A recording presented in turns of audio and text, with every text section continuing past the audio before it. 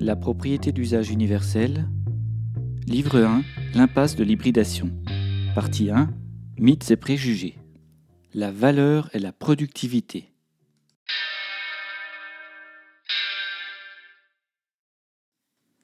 Puisque Ricardo en fait l'introduction de son ouvrage principal, et que Marx l'évoque dès le premier chapitre du livre 1 du Capital, se lancer dans la définition de la valeur provoque un certain vertige. Mais il semble si important de comprendre ce concept que se donner la peine d'y participer semble utile, d'autant qu'il est indispensable à la compréhension des enjeux de la propriété. Nous pourrions penser que cette discussion millénaire sur l'origine profonde de la valeur soit close, et il serait inutile alors d'y consacrer un passage de littérature supplémentaire. Et pourtant, des mystères sur les phénomènes à première vue irrationnels de la valeur n'ont pas encore été percés. Surtout, nous ne pouvons penser la propriété d'usage sans définir exhaustivement le concept de valeur et son corrélat de productivité. À ce propos, j'avertis de la distinction fondamentale qu'il conviendra de respecter entre la valeur d'usage et la propriété d'usage, puisque la valeur d'usage est un phénomène absolu, applicable à tous les modes de propriété, contrairement à la propriété d'usage qui n'existe pas dans le système de propriété lucrative. Section 1. La valeur naît d'une quantité de travail mobilisée pour produire. L'origine de la valeur selon Ricardo et Marx est issue du travail, et sa quantité se mesure en durée de travail. Sans travail humain accompli, la matière et les lois naturelles n'ont aucune valeur pour nous. Ce postulat part du principe que la nature est totalement gratuite. Si la nature était payante et nous privait des services impayés, nous mourrions tous de ne pas pouvoir la rembourser, dénués de ressources pour cela, et totalement dépendants de sa gratuité pour survivre. La seule possibilité de travailler pour transformer une ressource naturelle gratuite permet à l'homme de générer toute la valeur, donc toute sa richesse. À quoi on peut rajouter que plus les ressources naturelles sont généreuses et faciles d'accès, plus le travailleur obtiendra un grand produit avec peu d'efforts, comme l'illustre l'exploitation des énergies fossiles de l'ère thermo-industrielle. Pour terminer, tout travail injecté pour transformer les produits de la nature génère des sous-produits corrélatifs à la transformation de cette dernière. Pour survivre dans un premier temps, et ensuite créer une civilisation, nous dépensons du travail en permanence. L'air gratuit respiré en ce moment par le lecteur entre dans ses poumons lorsqu'il produit un travail de respiration. L'élément naturel gratuit, air, est transformé en produit consommable et prend aussitôt une valeur, immédiatement détruite par la consommation, dont la seule trace restante est un sous-produit, le dioxyde de carbone. La destruction de la valeur par la consommation appelle à renouveler le travail. Et même l'apnéiste ivre des profondeurs doit s'acquitter régulièrement du travail de respiration, et ce jusqu'au dernier jour de sa vie. Voilà pourquoi les ressources de la Terre, les lois de l'univers et de la physique, les propriétés chimiques ou électriques, n'ont aucune valeur intrinsèque. Elles ne peuvent appeler à aucune consommation sans travail. Cependant, elles forment le substrat indispensable à l'accomplissement du travail humain, donc le substrat de la valeur pour l'homme. Sans la nature gratuite, nous ne sommes plus capables de reproduction matérielle, nous disparaissons. Lorsque l'homme prend à la fois le rôle de consommateur et de producteur du travail, par exemple en respirant l'air ou en cueillant des baies pour lui, alors une valeur naît, c'est une valeur d'usage. Mais nous sommes poussés à améliorer notre condition en construisant une civilisation basée sur la division du travail, pour permettre aux producteurs d'échanger leur production. Ainsi, la valeur créée n'est plus consommée par le producteur, c'est une valeur d'échange. Dans tous les cas, la consommation du produit détruit la valeur du travail humain, et la nature garde une trace de la transformation provoquée par le travail de l'homme.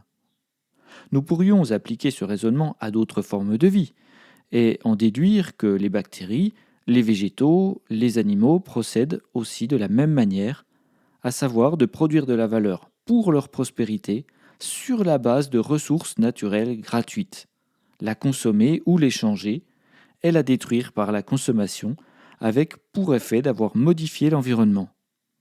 Voici la fin d'un anthropocentrisme. Nous ne sommes pas seuls à travailler, ni à diviser le travail.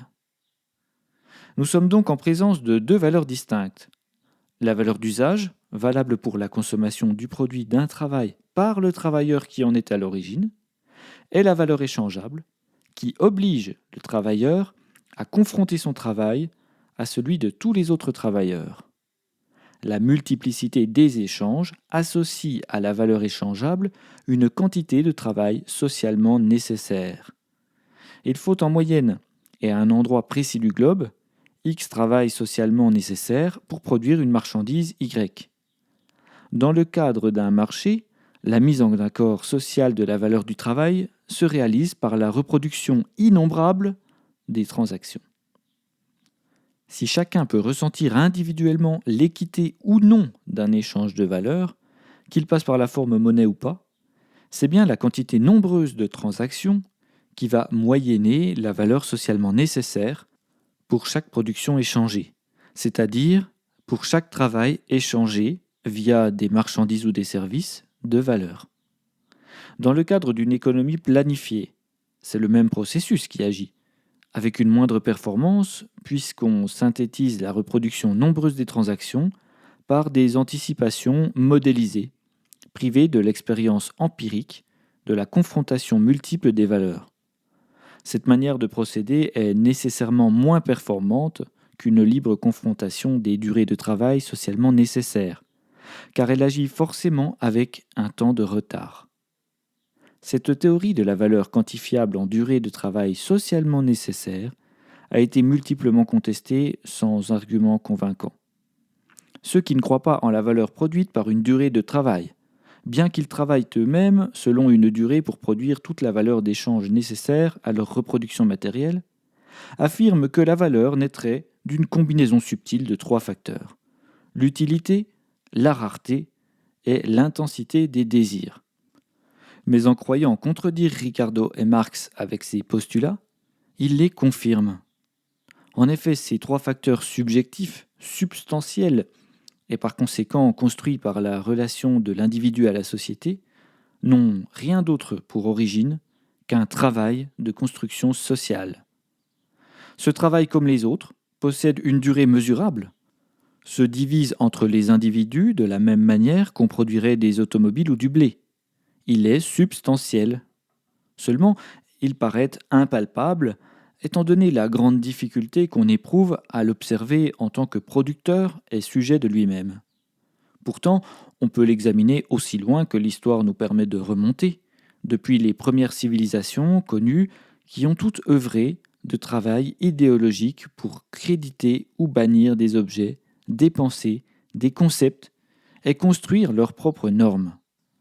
Car les normes ne sortent pas du néant, et nous avons trop longtemps oublié de compter le travail titanesque dépensé par les peuples pour les produire et les institutionnaliser. Par exemple, lorsque Constantin a christianisé l'Empire romain, un travail de construction sociale d'une puissance inimaginable s'est enclenché pour normaliser les concepts d'une secte minoritaire, convertir les païens et ainsi chambouler l'ontologie d'un peuple. Ne faut-il pas une certaine dose d'effort pour obtenir ce résultat, peu importe le crédit qu'on lui accorde d'ailleurs? Nous pouvons considérer que la guerre aussi découle d'un travail de construction sociale, de conversion à un modèle sociologique, tout comme la publicité, les religions, la démocratie, la dictature.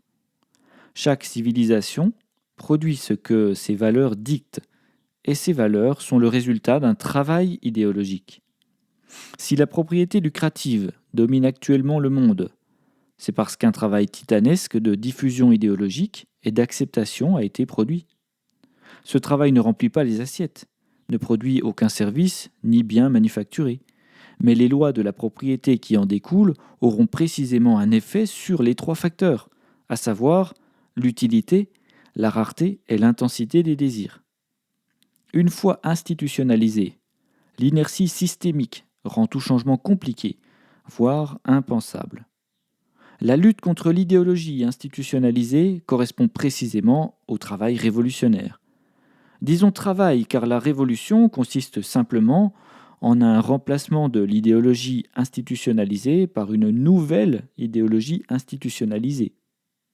Or, la diffusion idéologique demande les plus grands efforts, des convictions et une persévérance supérieures à n'importe quel autre travail de production. Nous partirons donc du principe que Marx, qui se basait lui-même sur Ricardo, qui se basait lui-même sur Smith, voyait juste en associant toute création de valeur à une quantité de travail, mesurable par sa durée, en augmentant la définition du travail à d'autres objets que la simple production de biens ou de services, et en l'étendant jusqu'à la fabrication des concepts, des désirs, des idées. Notre théorie de la valeur sera donc parfaitement substantielle. Étudions maintenant l'origine de la subjectivité liée au travail, c'est-à-dire à l'absence de repère absolu dans le rapport à l'utilité, la rareté et au désir. Car les deux facteurs que sont l'utilité et l'intensité des désirs n'ont rien de deux phénomènes tombés du ciel platoniciens, incarnés en économie par la main invisible de Smith. Nous savons désormais qu'ils procèdent d'un effort de construction sociale, c'est-à-dire que leur production est le résultat de ce que les individus humains ont travaillé pour générer et rendre désirables ou détestables certaines conventions sociales. La valeur d'une chose naît donc premièrement de notre rapport à son utilité. L'utilité vaut pour remplir telle ou telle fonction, mesurable par ce que la société mobilise comme quantité de travail humain pour la réaliser. Elle peut être une utilité vitale, c'est-à-dire la condition incompressible, inévitable de la survie, mais elle peut aussi être une utilité virale, c'est-à-dire purement issue de la diffusion d'une construction sociale, pour le coup facultative, bien qu'on puisse se poser la question du rôle de l'adhésion aux constructions sociales pour survivre. Il semble important de différencier ces deux formes.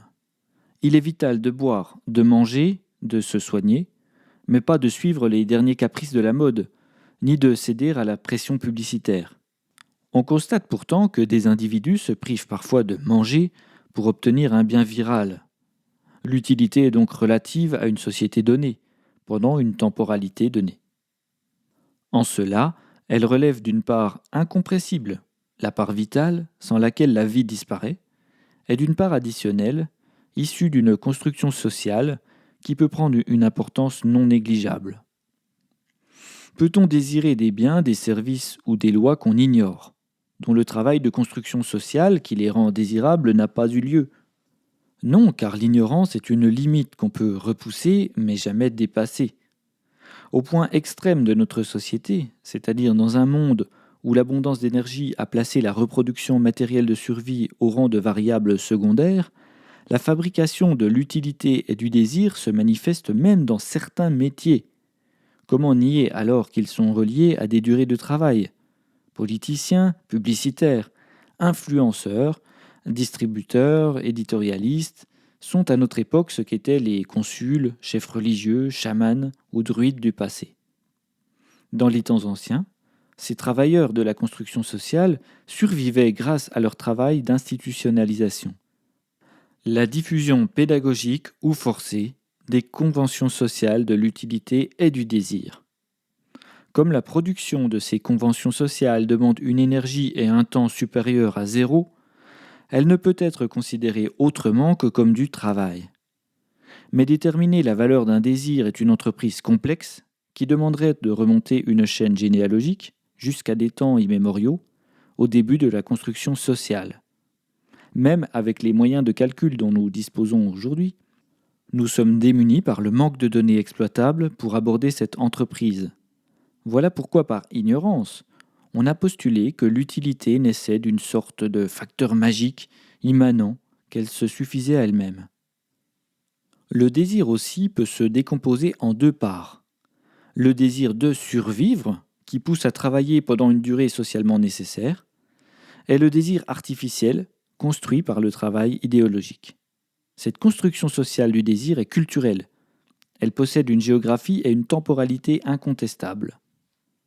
Pour qu'une société décide comme un seul homme de se diriger dans telle ou telle direction, de bannir ou d'autoriser telle chose, à tolérer ou punir certains comportements jusqu'à tuer dans certains cas, elle doit mobiliser une quantité de travail humain gigantesque, répartie sur des générations.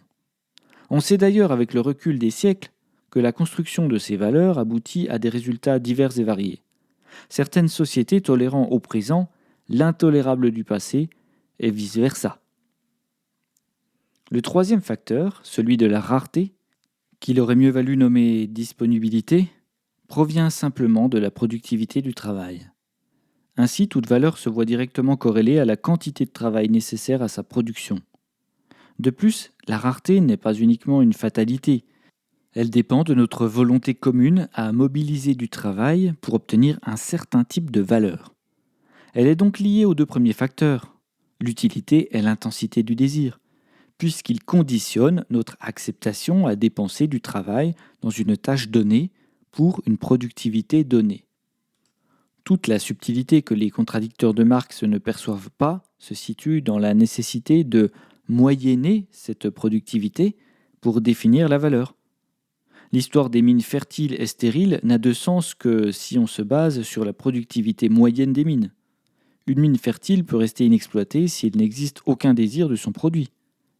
Si nous n'avions qu'une mine stérile pour produire avec beaucoup de travail, alors la valeur échangeable de la marchandise, donc du travail qui lui est associé, serait très élevée de par le temps long nécessaire à produire une faible quantité, ce qui est le cas des mines de diamants par exemple.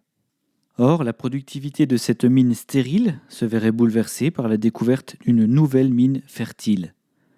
La valeur n'a donc de sens que si elle est moyennée entre les producteurs, car le postulat des contradicteurs de Marx, qu'on récompenserait les ouvriers les moins productifs si une longue durée de travail payait plus qu'une courte durée de travail, bien que Marx lui-même soit sans ambiguïté à ce sujet, s'évanouit immédiatement si on compare un nombre suffisant de producteurs de valeur. Encore une fois, nous mesurons bien une durée de travail moyenne, nécessaire socialement, pour quantifier la valeur, et c'est tout à fait juste de procéder ainsi. Nous postulerons donc que la valeur dépend à la fois de l'utilité, de la disponibilité et de la désirabilité, mais que ces trois facteurs sont indissociables d'une quantité de travail, mesurable par sa durée. Ou plus judicieusement, que toute valeur procède d'une durée de travail qui se manifeste sous la forme de l'utilité, de la disponibilité et de la désirabilité, souvent par un mixage de ces trois facteurs. Section 2. La valeur d'usage apparaît proportionnellement au travail brut dépensé par le travailleur. Le marché agit comme un lieu de mise en accord social de la performance du travail et de chacun des travailleurs, de sa productivité. Il transforme la valeur d'usage en valeur d'échange. Dans tous les cas, la valeur, donc le travail, est détruite par la consommation. Avant qu'un travail ne l'ait mobilisé, la valeur d'une chose reste potentielle, endormie, nulle aux yeux de l'humanité. Elle naît et grandit en même temps que le travail qui est dépensé socialement pour sa production. Elle meurt lorsqu'elle est consommée. Dans ce cas, on peut considérer que la consommation de la valeur détruit le travail nécessaire à sa production. Voilà pourquoi, comme les Danaïdes, nous devons et nous devrons toujours travailler, parce que notre travail se détruit au fur et à mesure que sa production est consommée. Ce que Ricardo appelait la durée de vie du capital, en différenciant le capital fixe du capital circulant, n'est en réalité que la mise en mots du temps plus ou moins long qu'il faut pour détruire le travail dépensé lors de la consommation du capital. Selon la logique des cycles de la nature et de l'éternel retour nietzschéen, toute production subit l'érosion du temps. De la ville antique détruite par les séismes, le pillage ou les guerres, jusqu'à l'obsolescence programmée des biens de consommation, ou encore la périssabilité de toutes les constructions religieuses. On ne peut qu'observer l'érosion du travail. Comme la vitesse de consommation, donc la vitesse de destruction du travail, varie selon les biens, Il n'y a rien de surprenant à ce que Ricardo ait introduit les notions de capital fixe ou circulant. Pourtant, un hectare de terre arable, par exemple, demande un travail sans cesse renouvelé pour maintenir ce qu'illusoirement on nomme un capital fixe. Laissons la terre abandonnée ne serait-ce que 10 ans, et le capital fixe n'aura plus aucune réalité. Pour obtenir l'illusion d'un capital fixe, on doit sans cesse injecter du travail, ce qui pousse à supprimer ces deux notions pour se limiter à la simple conclusion que tout travail humain finira par être intégralement détruit. Et l'érosion du travail correspond simplement à sa consommation. Cela vaut pour tout type de capital, y compris pour les constructions idéologiques. Maintenant, voyons comment on est primitivement la valeur par un exemple. Un cep pousse en forêt. Personne ne le sait. Sa valeur pour l'homme ne se manifeste pas, bien qu'il soit parfaitement disponible et gratuit. Sitôt qu'un cueilleur aguerri le trouve, lui coupe le pied et le jette dans son panier, sitôt naît la valeur. Il travaille. S'il le consomme, il consomme sa valeur d'usage et détruit son propre travail. Et s'il l'échange, il récupère sa valeur d'échange, c'est-à-dire le travail équivalent moyen à ce que vaut son cep sur le marché. L'acheteur détruira le travail du cueilleur s'il consomme le cep, après avoir fourni au cueilleur une équivalence de durée de travail socialement nécessaire en valeur d'échange, peu importe sous quelle forme. La valeur du bien dans notre exemple du cep se voit donc suspendue tant qu'elle n'est pas consommée. Le producteur peut alors échanger son travail de cueillette contre le produit du travail d'autrui. L'échange de travail devant être équitable pour fonctionner socialement, il paraît évident que la valeur échangée, c'est-à-dire la quantité de travail, doit être équivalente. La suspension de la valeur dans le produit, ici le cep, le transforme en support du travail humain, en marchandise. Le cep devient travail. Et lorsque notre producteur vendra une caisse de champignons, il vendra une caisse de son travail. Il pourra alors l'échanger directement contre le produit de son choix. Mais le troc pose problème. Par exemple, si l'on veut obtenir 1 kilo de cèpe et que l'on n'a qu'une maison à offrir en échange, déjà il nécessite que l'acheteur désire le bien échangeable du vendeur. C'est la double coïncidence des désirs. Et que sa valeur soit découpable assez finement pour obtenir une équivalence de travail. Voilà pourquoi la monnaie remplace avantageusement le troc. Elle n'est jamais rien d'autre qu'une quantité de travail cristallisée sous forme de marchandise. Car la monnaie est une marchandise. Elle n'a aucun sens dans la valeur d'usage, lorsque le travail est dépensé par son producteur, mais sert de média pour échanger facilement un travail productif contre un autre travail productif. Nous pourrions théoriquement créer une monnaie avec n'importe quel média. Des coquillages, des cailloux, des meules de pierre, du sel, des signes, même si les métaux possèdent les avantages pratiques de contenir beaucoup de travail dans un faible volume, de pouvoir être fondus et de peu s'altérer avec le temps. Aujourd'hui, il n'y a pas de monnaie mondiale. Le dollar américain agit comme une référence. Seulement depuis sa désindexation sur les talons or, il est devenu un pur rapport social de confiance, une institution conceptuelle.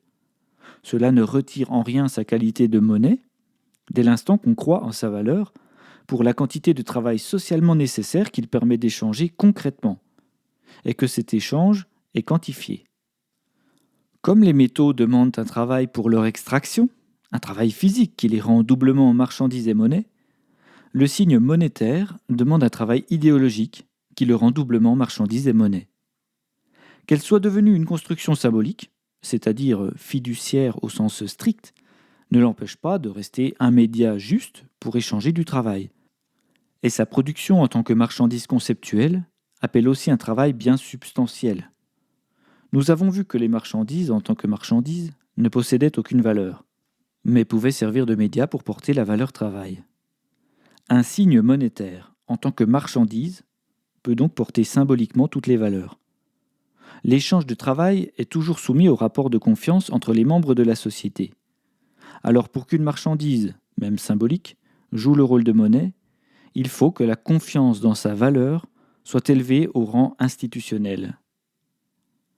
Si la monnaie cristallise la valeur à l'instant T, sa quantité totale en circulation peut fluctuer sans jamais suivre de manière synchronisée la quantité totale de travail cristallisé. Mais au bout d'un certain temps, le prix d'échange de la production finit toujours par s'adapter relativement à la quantité de travail dépensé. À la hausse comme à la baisse, car les salaires finissent toujours par s'ajuster aux variations de la marchandise-monnaie qui porte la valeur, tout comme la valeur du capital. Ainsi, la quantité de monnaie par heure de travail échangeable peut augmenter en nombre sans changer la durée de travail nécessaire, ni la quantité de capital engagé dans une production. La valeur intrinsèque ne change pas. Seulement, lors d'une période d'inflation où tous les prix augmentent, la valeur cristallisée à l'instant T sera dévaluée par la hausse de la quantité de monnaie échangée contre une heure de travail à l'instant T plus 1.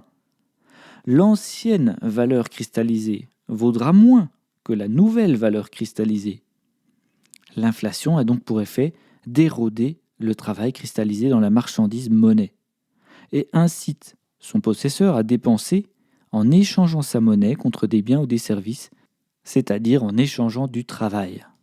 Voici pourquoi les thésaurisateurs détestent l'inflation. La quantité de travail socialement nécessaire échangeable dans X monnaie varie dans le temps, ce qui ne change rien à la durée de ce travail mobilisé pour produire une marchandise, dans les mêmes conditions. Le prix n'est donc qu'un indicateur instantané de la valeur. Section 3. La productivité provient du rapport entre la quantité de valeur obtenue et la dépense de travail fourni.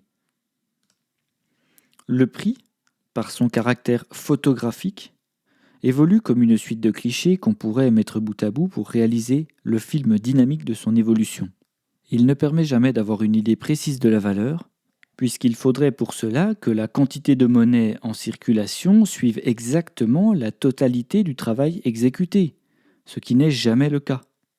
En revanche, on peut associer cette valeur à la durée de travail nécessaire à son obtention, car le travail ne peut être séparé du temps moyen socialement nécessaire à la production de la valeur.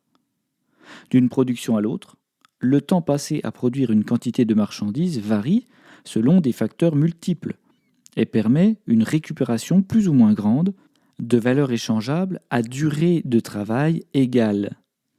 Le rapport entre la quantité de valeur échangeable obtenue et une durée de travail humain socialement nécessaire s'appelle la productivité.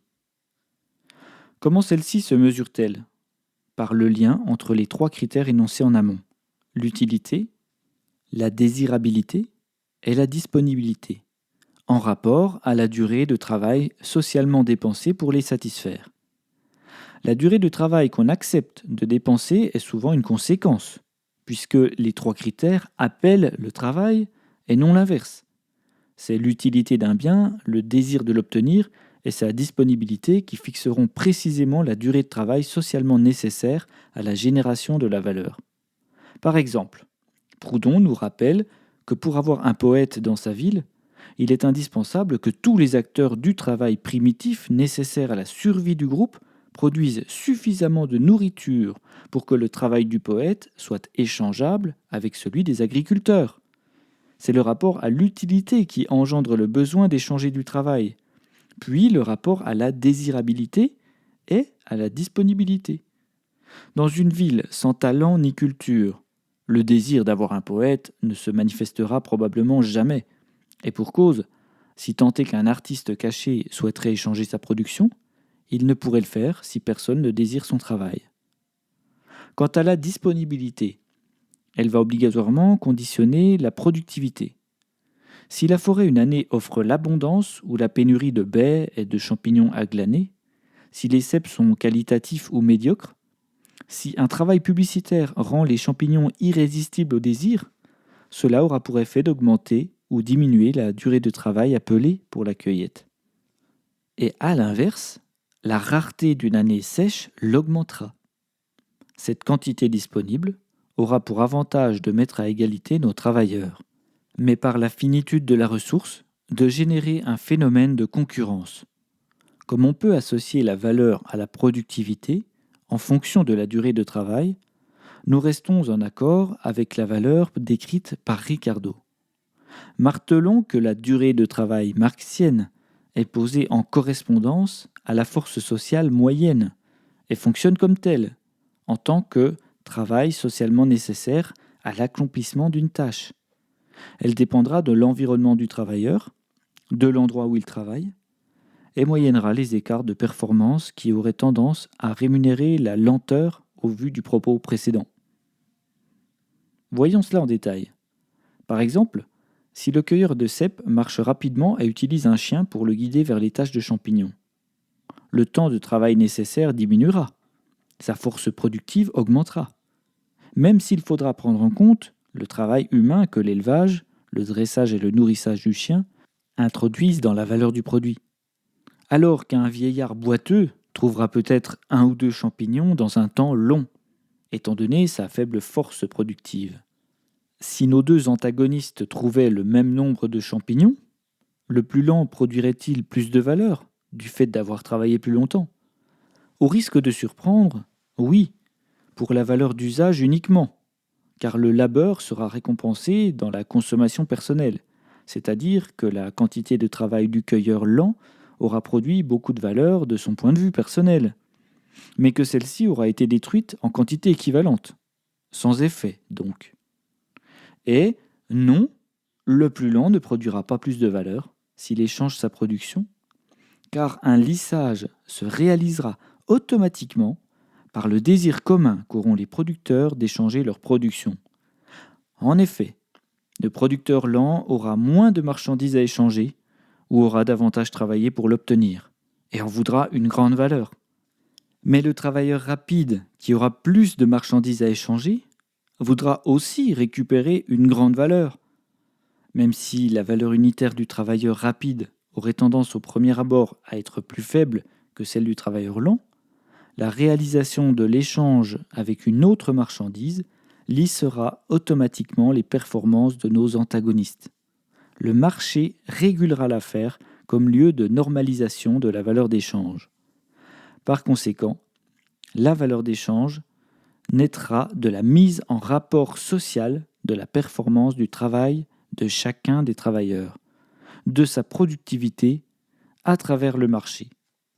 Car le marché n'est jamais rien d'autre qu'un lieu de mise en accord social sur la valeur, et son échelle améliore le moyen-âge de la productivité d'entre tous les travailleurs. C'est d'ailleurs un des problèmes de la mondialisation, qui provoque la concurrence entre des nations hétérogènes malgré tous les traités imaginables, au plus grand bonheur des propriétaires lucratifs qui y font leur marché.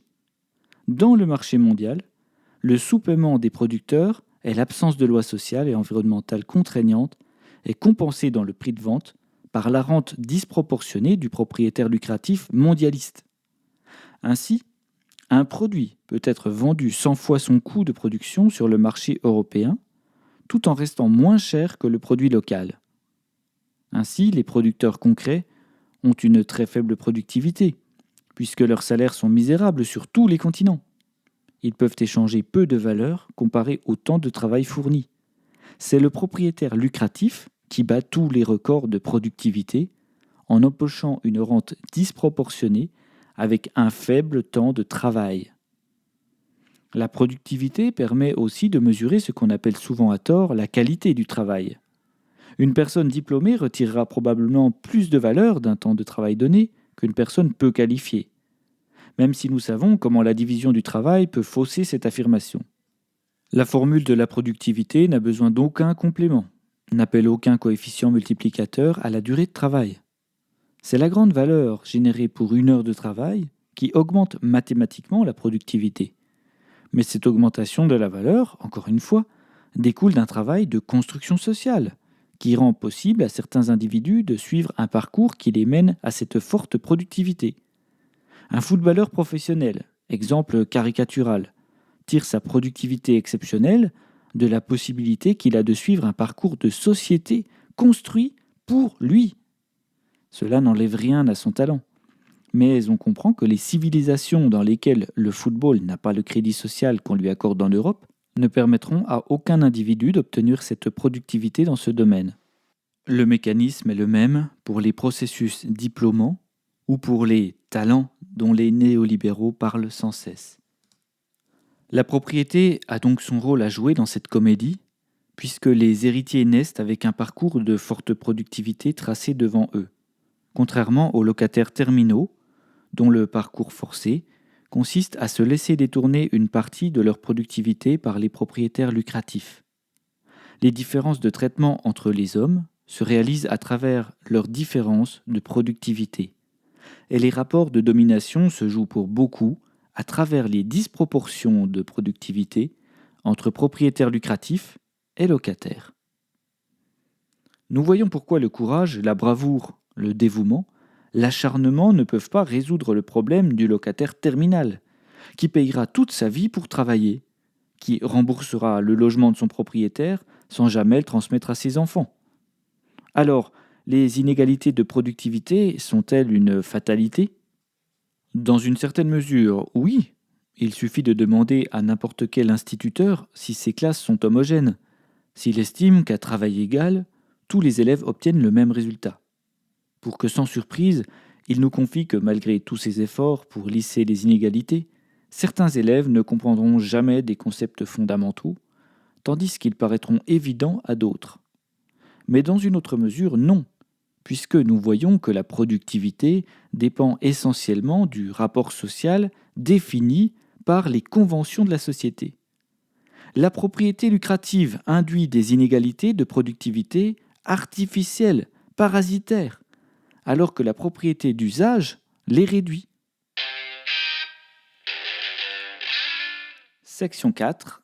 Dans la propriété lucrative, la division du travail fait baisser les salaires peu qualifiés, alors qu'elle devrait provoquer leur augmentation.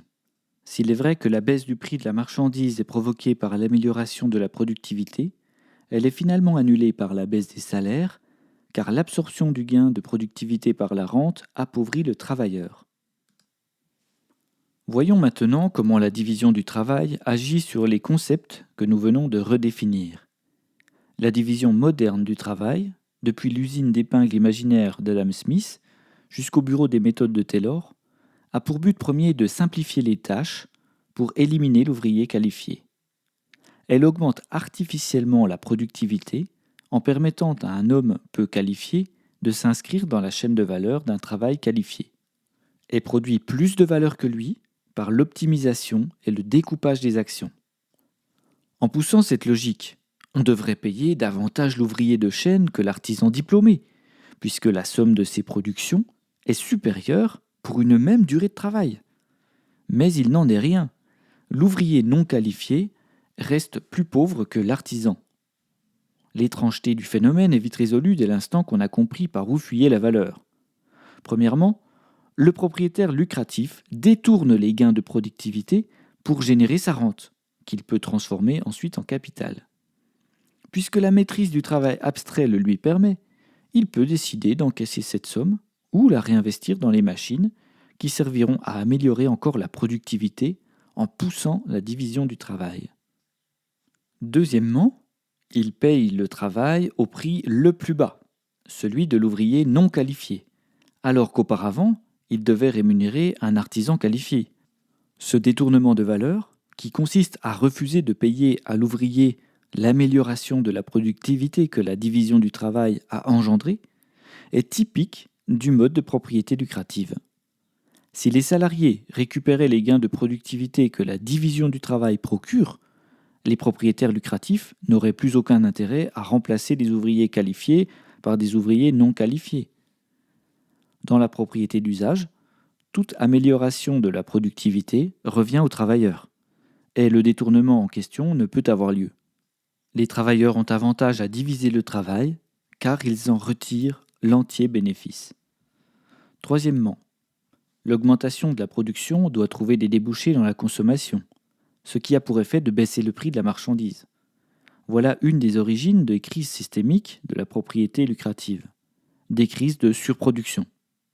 Cette baisse du prix engendre inévitablement une baisse des salaires. bouclant la boucle sans augmenter le pouvoir d'achat du locataire intégral. Quatrièmement, la division du travail fait augmenter l'énergie consommée par le travail mort. En produisant plus, il faut plus de minerais, de semences, plus de transport, plus de commerce, donc plus de travail. Or, le nombre de travailleurs humains restant égal, et leur temps de travail inchangé, ce sont les machines qui produisent le travail mort additionnel. On ne s'étonnera pas que le produit intérieur brut suive proportionnellement la consommation d'énergie. Désormais, on comprend d'où provient la recherche permanente de la productivité par les propriétaires lucratifs, qui sont les principaux bénéficiaires de son profit. Nous avons vu combien leur motivation consiste à générer de la rente. Voilà pourquoi le capitalisme provoque sans cesse des crises de surproduction, car l'immense quantité de travail fourni par la combinaison des hommes et des machines demande en permanence une destruction de travail équivalente, et que les propriétaires lucratifs ont tout intérêt à augmenter la production en recourant à l'optimisation de la production dont ils détournent les bénéfices. Cette surproduction sans fin explique les sommes que sont obligés d'investir les propriétaires lucratifs dans la fabrication du désir, la publicité, puisque sans cela, la consommation ne peut se réaliser et le travail ne peut être détruit. Le système de propriété d'usage universel est le seul à payer pour ce qu'elle vaut la division du travail et l'aubaine qu'elle permet, en supprimant la rente. Il limite le besoin et l'envie de rentrer dans une logique de surproduction, puisque les propriétaires maîtrisent le travail abstrait et peuvent décider de l'orientation de la valeur récupérée par l'échange de leur travail, en traitement par exemple. Section 5. La valeur relative correspond à la mise en rapport social du travail sur le marché. L'augmentation de la productivité d'un acteur du marché oblige tous les autres à suivre, et l'augmentation de la productivité demande l'augmentation du travail mort, donc de l'énergie consommée. Nous avons vu comment le marché agissait pour moyenner les différences de productivité. En effet, suivant les cas et le moment, les outils utilisés, on constate que X bien A peuvent s'échanger contre Y bien B. Or, il s'agit de quantités de travail qui seront échangées par l'intermédiaire des biens. Cependant, la quantité de travail moyenne pour produire X bien A peut varier selon l'évolution de la productivité. Dans ce cas, on échangera plus ou moins de bien A relativement au bien B. Pour que l'échange reste juste, la variation de productivité doit toucher A et B dans les mêmes proportions, ce qui représente un cas rare. C'est ici une des causes principales des variations du prix sur le marché, les différences de productivité. Aussi, nous devons prendre en compte la chaîne complète de la production d'une marchandise. En effet, le moindre objet du quotidien peut être décomposé en pièces, elles-mêmes issues de filières de production multiples, utilisant des ressources variées, du transport, de l'assemblage, du façonnage, du commerce, du droit, etc. La productivité de chacun des constituants de la marchandise échangée vient agir sur ladite marchandise.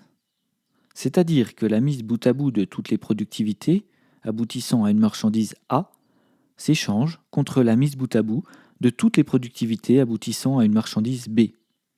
On voit donc que l'amélioration de la productivité de A doit accompagner l'amélioration de la productivité de A chez tous les producteurs de la marchandise A, au risque de ne plus réussir à écouler la marchandise dont la productivité est restée trop faible, par les effets de la concurrence. Cette contagion a pour effet d'augmenter la consommation globale de travail mort à nombre de travailleurs constants, donc d'augmenter la consommation d'énergie. Dit simplement, la concurrence par la course à la productivité est alimentée par la consommation d'énergie du travail mort des machines. Et c'est la recherche mercantile de la rente qui active cette mécanique. Si l'on postule, comme nous l'avons fait, que l'augmentation de la productivité induit une plus grande dépense de travail mort des machines, alors on peut en déduire que la consommation d'énergie des machines doit accompagner la hausse de productivité qui rend l'échange socialement possible dans un monde concurrentiel. À quantité fixe de travailleurs sur le marché, la quantité de travail mort devient la principale variable de la productivité. Nous atteignons des niveaux de productivité inégalés aujourd'hui parce que nous consommons des quantités phénoménales d'énergie et de minerais pour développer le travail mort, et que la population mondiale a augmenté. Si bien qu'on peut réduire le temps de travail hebdomadaire tout en maintenant un chômage important. Les conditions sont incomparables dans un monde où l'énergie globalement disponible baisse en quantité, dans un monde d'énergie renouvelable par exemple, tel qu'il existait avant l'invention de la machine à vapeur alimentée en charbon de terre. Nous voici devant une problématique contemporaine. Pouvons-nous maintenir un système de production qui base son travail mort à 80% sur les énergies fossiles? Saurons-nous produire autant d'énergie par d'autres moyens sans dégrader irrémédiablement l'environnement? Section 6. Le travail de construction idéologique interagit avec le marché. Les activités spéculatives sont incompatibles avec la propriété d'usage. La valeur d'échange naît de la mise en rapport social entre plusieurs valeurs, c'est-à-dire de la mise en rapport social du travail de production correspondant. Marx a abondamment commenté ce phénomène. Dans notre cas, combien de kilos de cèpe valent un pot de miel, une coupe de cheveux, un vélo?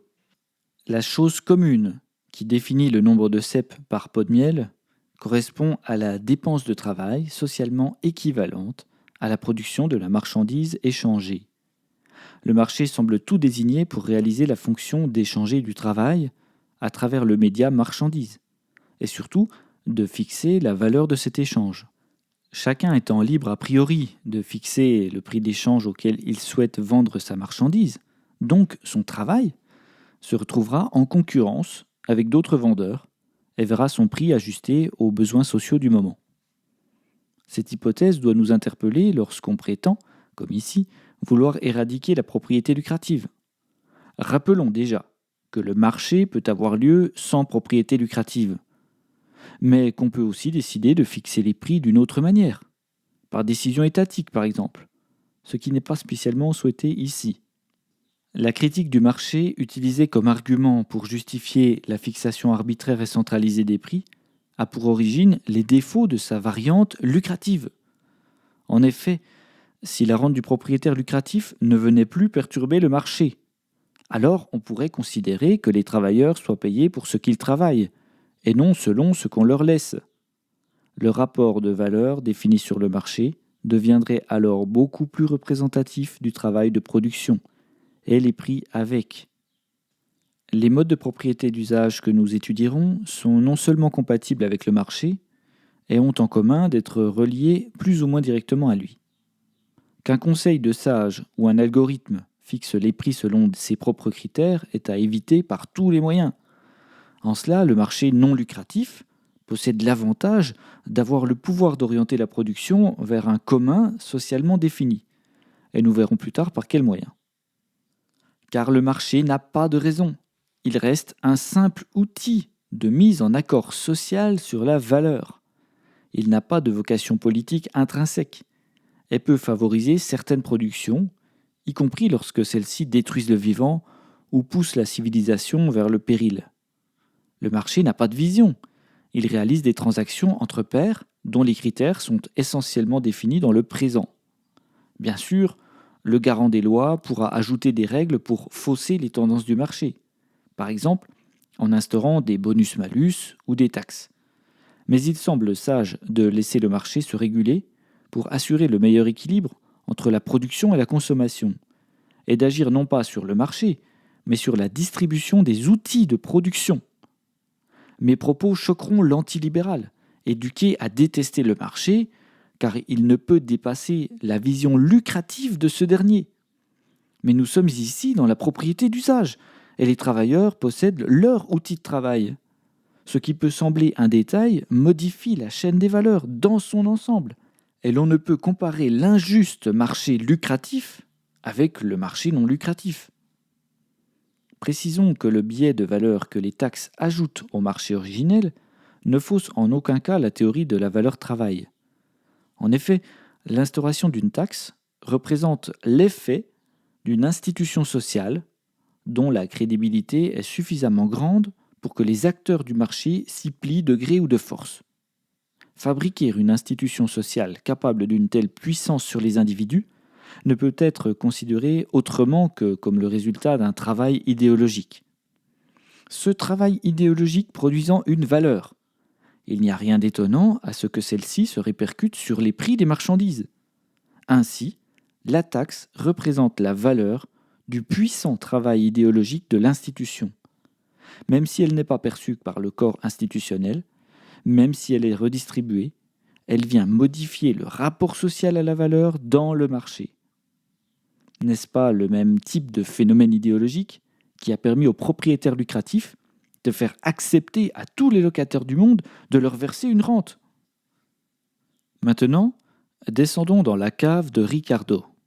Le vin a globalement bien vieilli, est particulièrement un fût dont le nectar délicieux parfume les lieux, dont la valeur échangeable dépasse celle du tonneau voisin ayant tourné au vinaigre.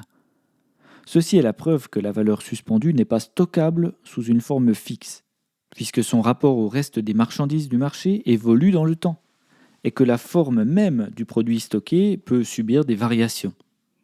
Le marché normalisateur n'agit finalement qu'au travers de valeurs moyennes, et fixe le rapport social de la valeur à chaque échange, qui peut avoir lieu longtemps après le travail de production. On doit comprendre que le déstockage d'une valeur est soumis aux conditions d'échange de l'instant où il se produit, et que ces conditions redéfinissent sa nouvelle valeur échangeable. Voilà pourquoi la valeur d'un travail stocké, suspendu sous forme de bien ou de monnaie, s'échangera pour ce que vaut le désir d'obtenir son résultat au moment de l'échange, et que ce facteur est soumis à l'évolution permanente de la productivité et des désirs. La préférence pour le fût bien vieilli, au détriment du fût de vinaigre, provient à la fois de nos goûts, mais aussi du travail de construction sociale du désir. Après tout, le vin, sang du Christ pour le chrétien, est un breuvage sans valeur particulière pour le musulman, l'abstinent, une boisson de fête pour l'athée occidental, ou encore un moyen de résister aux contaminations d'une eau peu sûre chez l'antique romain. La volonté d'obtenir tel ou tel bien stocké n'est-elle pas simplement le fruit du travail de construction du désir propre à chaque civilisation ?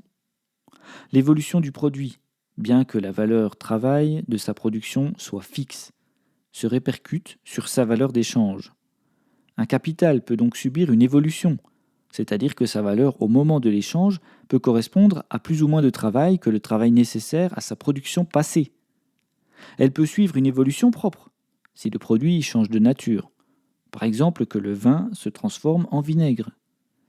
Mais même si sa nature reste intacte, c'est bien le désir social de l'obtenir qui conditionne sa valeur à l'instant où il est échangé.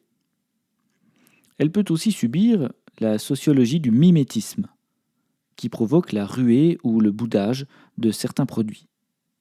Mais le mimétisme n'est jamais rien d'autre que le résultat observable d'une construction idéologique bien précise, qui pousse les individus à se diriger vers un but commun momentanément désiré. Or, nous savons combien la construction idéologique est un travail de Sisyphe. Il serait alors étonnant de négliger son existence non spontanée et de s'interdire de la compter pour ce qu'elle est, un travail socialement nécessaire. Nous retournons ainsi à la définition native de la valeur.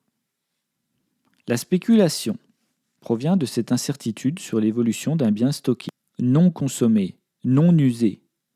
Tout le travail du spéculateur est dépensé pour essayer de prédire cette évolution, à s'inscrire dans la fonction du mimétisme, à développer une empathie cupide. Ce travail lucratif d'utilité sociale discutable mobilise des générations de brillants mathématiciens dont le talent est gâché à cette besogne pour tenter de garantir à un acheteur qu'il pourra revendre plus cher son bien non usé. Le trading haute fréquence ou autre aberration technologique et écologique de ce genre ne sont rien d'autre qu'un travail de prédiction mécanisée du désir. Il serait d'ailleurs amusant de vérifier si les algorithmes d'achat-vente miment leurs congénères électroniques. La spéculation enrichit le vendeur au détriment de l'acheteur, selon la règle que l'acheteur paye le prix maximum qu'il est prêt à dépenser pour satisfaire son désir.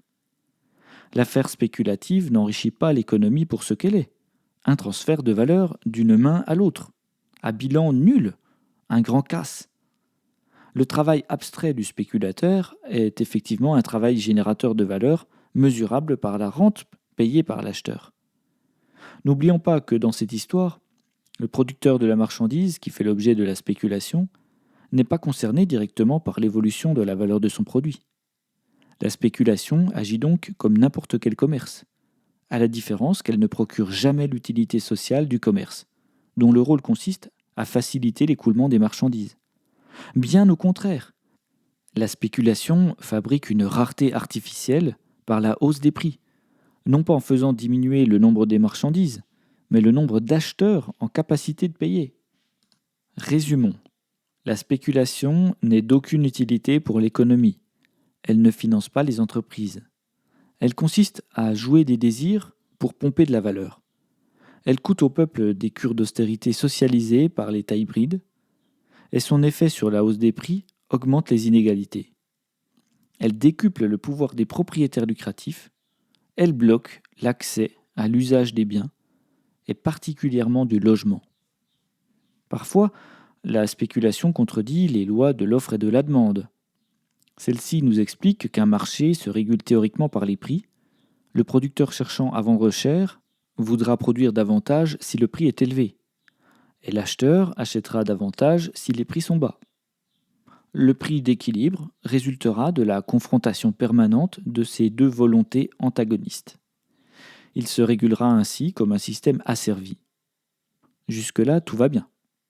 Mais cette vision n'a plus aucune réalité sur les marchés financiers, les marchés de l'art, composés non pas de producteurs et de consommateurs, mais uniquement de spéculateurs, qu'on euphémise par le mot investisseurs, qui achètent sans user des biens pour les revendre, et qui revendent des biens non usés pour en acheter d'autres qu'ils n'useront pas. Dans le monde parallèle de la spéculation, la demande peut augmenter avec la hausse du prix, ce qui rend de facto l'autorégulation des prix impossible, et contredit l'argument phare des défenseurs de la propriété lucrative, à savoir que les prix de marché se réguleraient toujours par les lois de l'offre et de la demande, donc ne nécessiteraient aucune intervention externe. Comme un système à rétroaction négative, cette forme de spéculation crée des bulles dont le coût finit toujours par être socialisé, puisque la spéculation ressort d'un simple transfert de richesse, à somme nulle. Voici une des raisons pour lesquelles il faut fermer la bourse en urgence. En effet, le désir commun des investisseurs de posséder un même bien fait monter le cours des actions du marché secondaire, celles qui ne financent plus l'entreprise, ce qui est l'exact contraire de la loi de la demande. Les prix s'emballent sous l'action du phénomène social du mimétisme, jusqu'à la loi de l'endettement maximum, puis la faillite. La doxa néolibérale nous a vendu l'idée que les marchés spéculatifs se régulaient par nature. Voici prouvé le contraire. L'emballement spéculatif des prix nous a mené régulièrement à des bulles spéculatives. Pour éviter l'effondrement du système lucratif, l'endettement maximum des spéculateurs a été reporté sur la part socialisée du régime hybride, sur la dette publique par l'État néolibéral, qui pouvait ensuite justifier toutes ces politiques austéritaires selon l'argument ridicule et désormais irrecevable de la fatalité des crises. On sait combien le libéralisme de pacotille et des néolibéraux reste darwinien pour les locataires de la propriété lucrative, à savoir que les banqueroutes sont artificiellement évitées via les garanties socialisées d'État. Le citoyen modeste rembourse les erreurs qu'il n'a pas commises, les pertes d'un jeu dans lequel il n'a aucune participation. Devant le fait accompli, une fois le coffre vide, il subit la propagande médiatique qui tente de faire passer la pilule en invitant des acteurs qui débitent toujours les mêmes arguments, les mêmes astuces rhétoriques. Nous n'avons pas le choix, nous devons rembourser la dette en bon père de famille. Il en ressort de notre responsabilité. Mais rembourser qui ? Les acteurs de la crise ? Des propriétaires lucratifs à l'abri du besoin ? Voici une jolie variante de la loi de la capillarité. En maintenant sur ses pieds, par la socialisation, un système bancal, l'État néolibéral aggrave une pauvreté artificielle, dont les victimes se chiffrent en millions, dont l'espérance de vie se réduit. La banqueroute pure et simple devrait être le terminus naturel du système lucratif.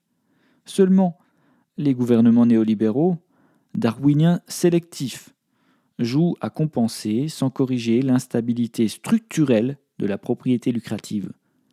Ils sont prêts à plonger dans la misère un peuple entier pour maintenir en vie leur idéologie, comme nous l'avons vu en Grèce par exemple, où les effets d'une crise artificielle ont tué indirectement nombre de gens vulnérabilisés par le système lucratif et son dangereux mode hybride. Quand on pense qu'Athènes a été le berceau de la démocratie. La valeur, modifiée par les logiques spéculatives, peut mener à contredire les lois de l'offre et de la demande. Nous l'avons vu.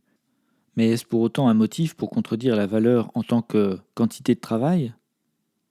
La valeur d'un titre de propriété en bourse, dont la possession est par essence temporaire, puisqu'il est destiné à la non-consommation, se traduit dans le désir commun de le posséder ou de s'en débarrasser. Le spéculateur suivant par mimétisme ses compagnons de fortune ou de faillite effectue un véritable travail d'affût dont la durée est mesurable. C'est ce travail qui exprime la valeur des marchandises non consommées, porteuses du désir de gain commun à tous les spéculateurs. La spéculation représente une forme absolue de propriété lucrative, puisqu'elle consiste à devenir propriétaire d'une marchandise pour ne jamais l'utiliser, dans le but unique de la revendre, c'est-à-dire sans l'user pour ce qu'elle vaut, sans la consommer, sans détruire le travail qu'elle contient. Les multiples facteurs qui définiront l'évolution du prix permettront d'assister à une nouvelle forme de travail, le travail à perte. Car le spéculateur peut gagner comme il peut perdre. Lors de l'effondrement d'une bulle, la rente spéculative peut ruiner un individu qui a dépensé son temps et son énergie pour travailler par la décompensation de la surconfiance dans une valeur cristallisée. Il rembourse en effet le gain passé des spéculateurs qui lui ont vendu un titre survalorisé. Car l'expression d'un gain n'étant en réalité que le reflet d'une somme perdue ailleurs, il en ressort que la productivité négative de ceux qui payent le gain correspond à la productivité positive de ceux qui l'encaissent. La perte du spéculateur offre un exemple de productivité négative, à savoir qu'un travail peut être réalisé sans gain, voire coûter de l'argent aux travailleurs. Au premier abord, cet exemple peut sembler exceptionnel, mais il est en réalité d'une banalité déconcertante dans la propriété lucrative, puisque cette dernière se base entièrement sur le principe du surtravail. En effet, quelle différence de principe y a-t-il entre le surtravail d'un locataire et le surtravail d'un perdant au jeu spéculatif ? Les deux payent le gain d'autrui par du temps de travail gratuit perdu. Seulement, le spéculateur a au moins une chance de récupérer le surtravail d'autrui, contrairement au locataire dont la destinée est toujours de payer la rente. Ainsi, les faillites socialisées sont une forme d'expiation par délégation d'un péché non commis par ceux qui portent concrètement le rachat des pertes. Les groupes minoritaires d'actions, ou porteurs de dettes, peuvent à eux seuls ruiner une civilisation en faisant porter aux dominés majoritaires les remboursements de leurs pertes au jeu. La part socialisée du régime hybride revêt de cette manière tout son habit de domination, en venant s'ajouter au détournement quotidien du surtravail des locataires.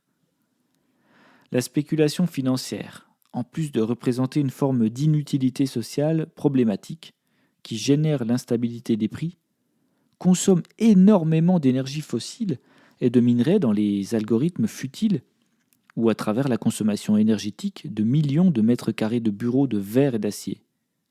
L'appât du gain, associé à la mécanique de la propriété lucrative, mène à ce constat ridicule qu'on peut brûler du charbon pour alimenter des centres de données qui calculent les transactions financières, qui contribuent à l'accélération des banqueroutes socialisées. Le ratio énergie consommée par rapport à l'utilité sociale laisse sans voix.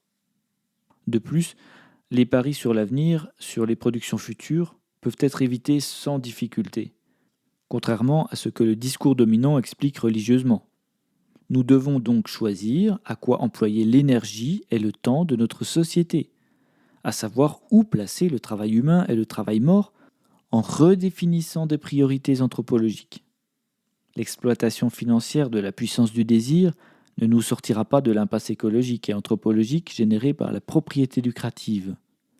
Au contraire, en poussant le spéculateur à l'accumulation, elle incite les acheteurs à travailler davantage pour se payer des biens désirables, à produire plus pour enrichir le vendeur qui produit son coûteux mais faible travail spéculatif.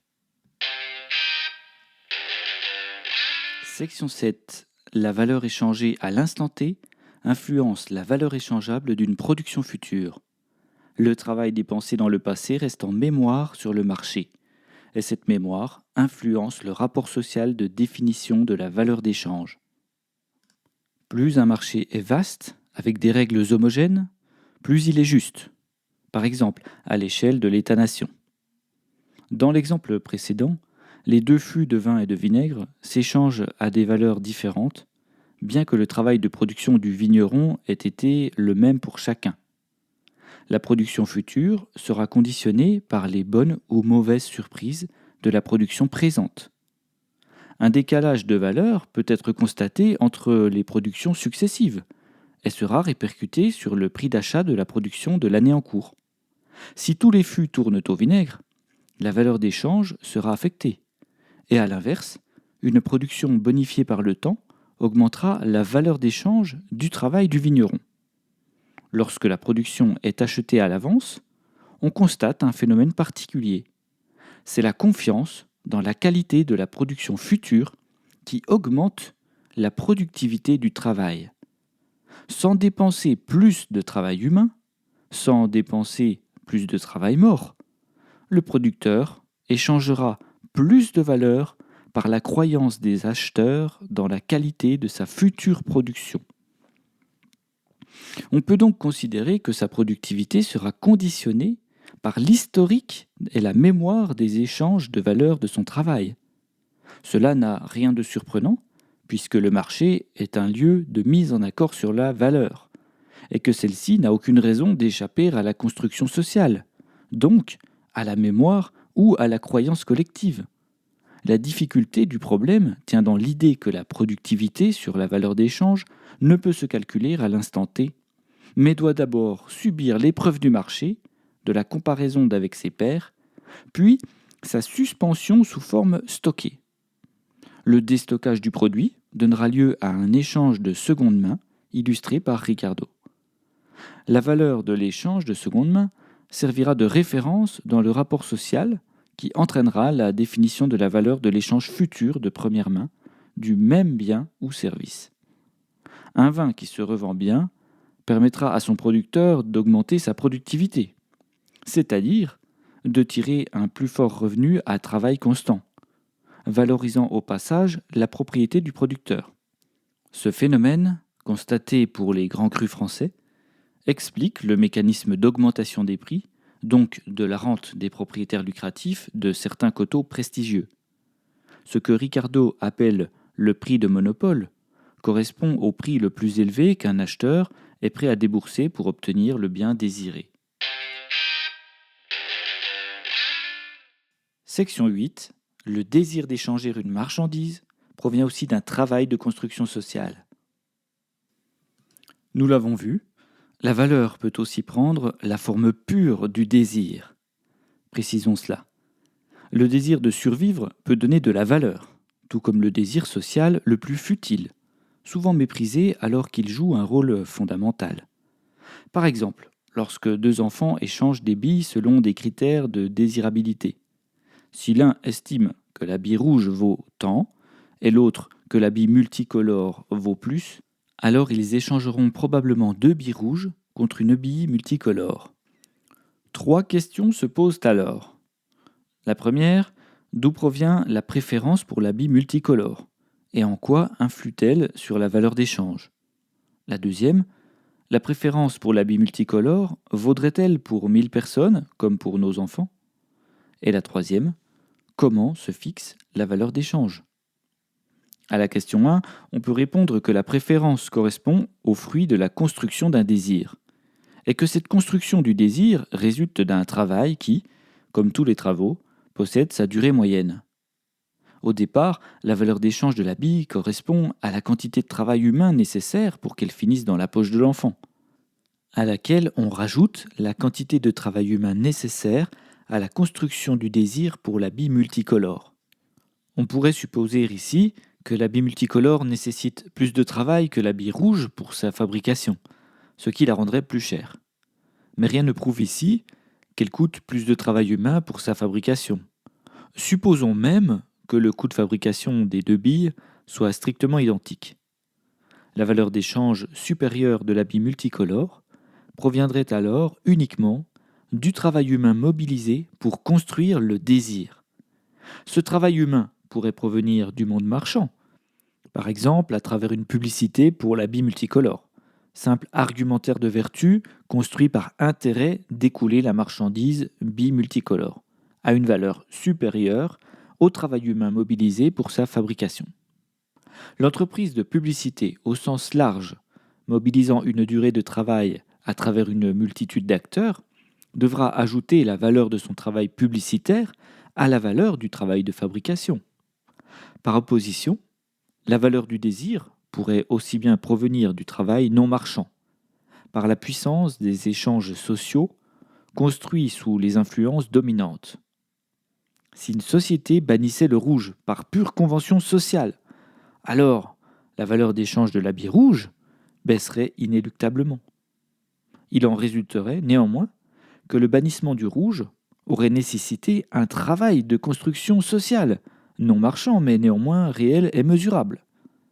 Voilà pourquoi les histoires de mains invisibles ne sont que fables et ignorance, résultat de l'incapacité de mettre en équation tous les facteurs de la complexité du travail humain aboutissant à la création de conventions sociales.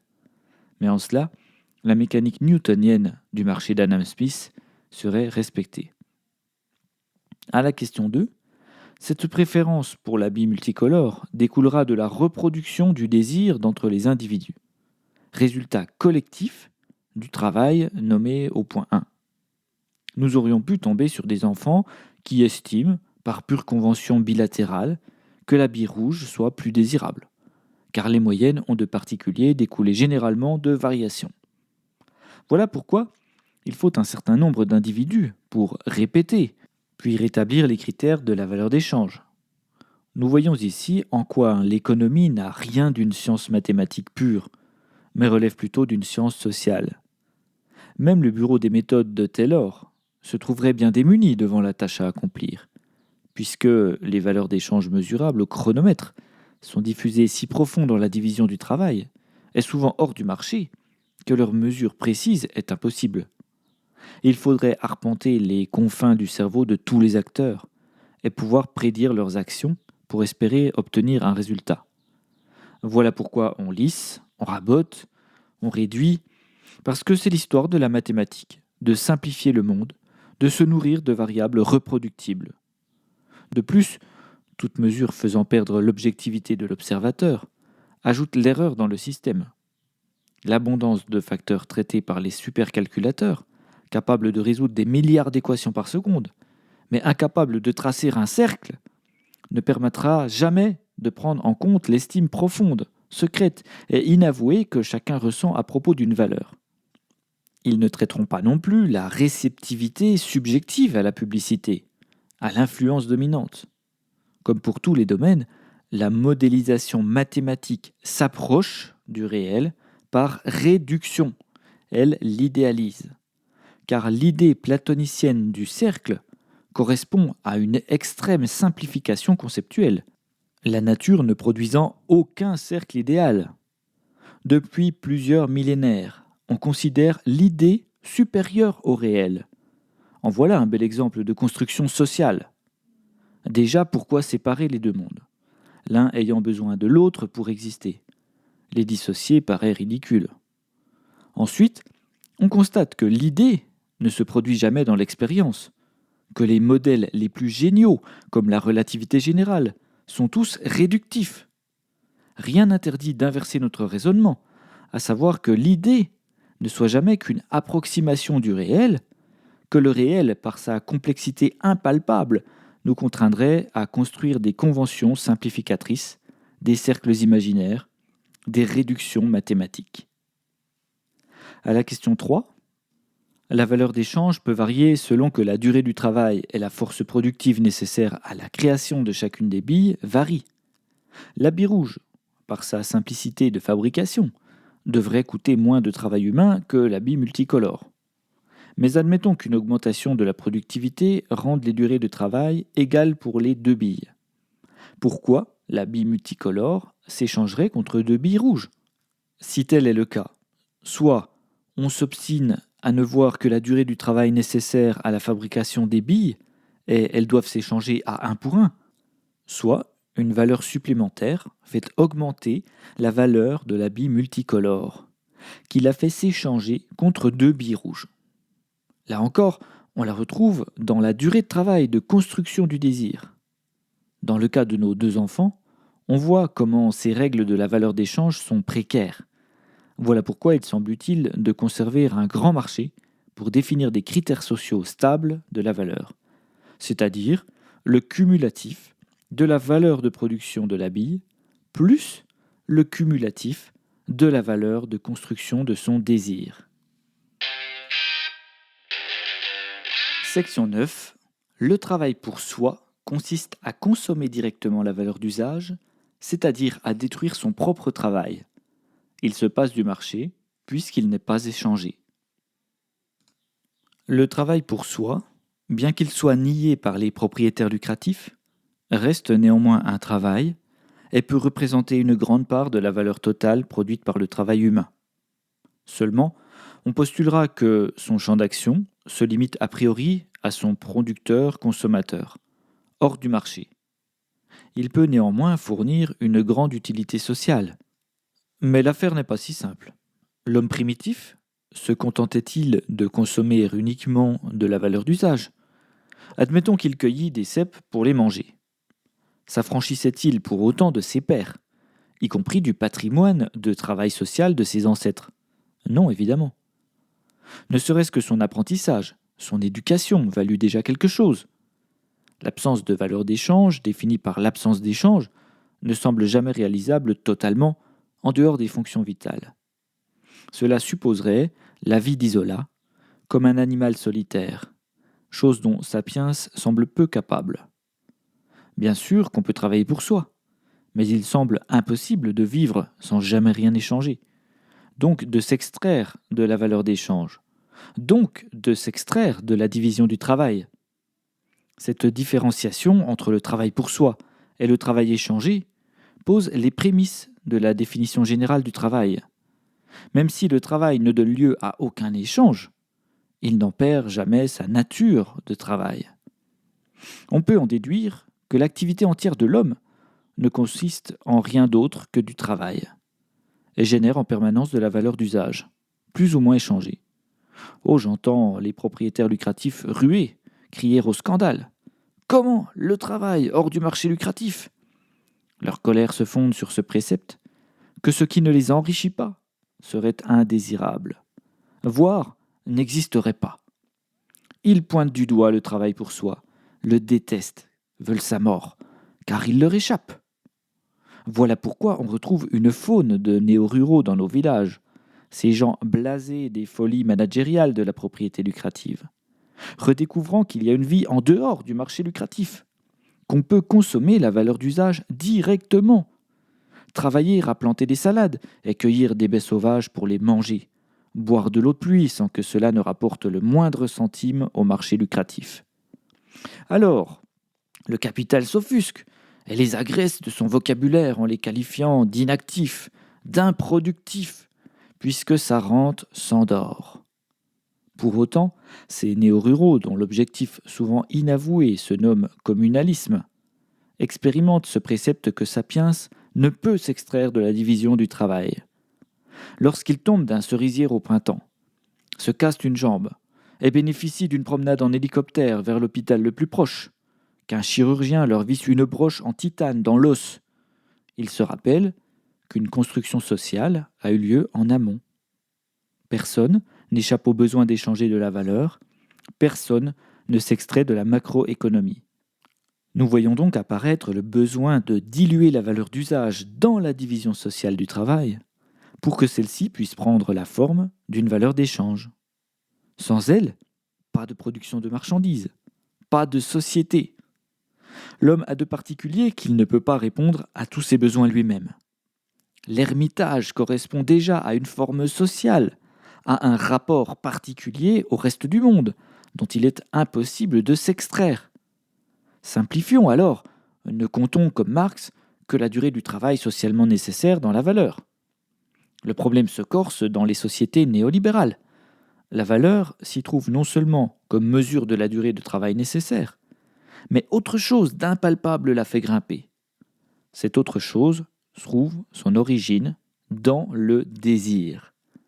Rien n'est plus simple de constater qu'une boîte de conserve sur un piédestal de Beaubourg ou l'urinoir de Marcel Duchamp n'a nécessité que peu de durée de travail à sa réalisation concrète, à sa fabrication physique. Pourtant, les prix de l'art moderne émanant d'un délire collectif entre riches n'ont aucun rapport avec la durée de réalisation des œuvres en question. Si Marx avait raison, la valeur de l'urinoir de Duchamp devrait correspondre à celle du même urinoir dans un rayon de commerce. Si cette valeur du même produit est effectivement plus élevée dans la galerie d'art par rapport à la galerie marchande, et si l'on suppose le prix comme représentatif de la valeur, alors une quantité de travail doit être cachée quelque part. Mais où ? Avant de répondre, posons-nous la question de l'origine du désir. Est-elle naturelle ou nécessite-t-elle du travail ? Puis-je désirer un produit que j'ignore ? Puis-je me raccrocher à une construction sociale si je suis hors de la société ? Évidemment non. Sous forme d'un syllogisme, la construction de ce désir nécessite du travail et la durée de ce travail possède une valeur. Donc, la construction du désir participe à la valeur. Ce travail caché que nous venons d'identifier n'est rien d'autre que la durée de travail nécessitée par la création du désir. Pour résumer, toute la valeur naît du travail, y compris lorsque celui-ci prend des formes absconses, comme la fabrication du désir, la définition de règles sociales, la fabrication de l'ennemi ou de l'euphorie collective. Si les propriétaires lucratifs peuvent spolier en toute légalité, c'est bien à la suite d'une quantité de travail qui légitime leurs agissements. L'invention de ce mode de propriété ne s'est pas construite toute seule, et nous devrions la remercier puis en changer.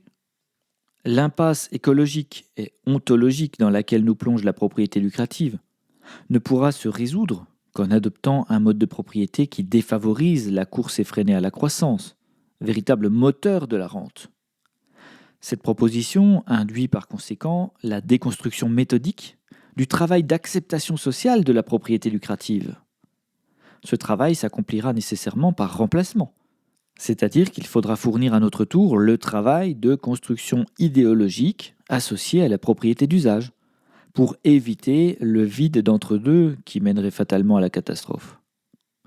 Ce travail entamé devra se poursuivre pour formaliser le plus précisément possible à quoi pourrait ressembler le monde désirable et vivable de demain. Et cette proposition passera nécessairement par une révolution du mode de propriété.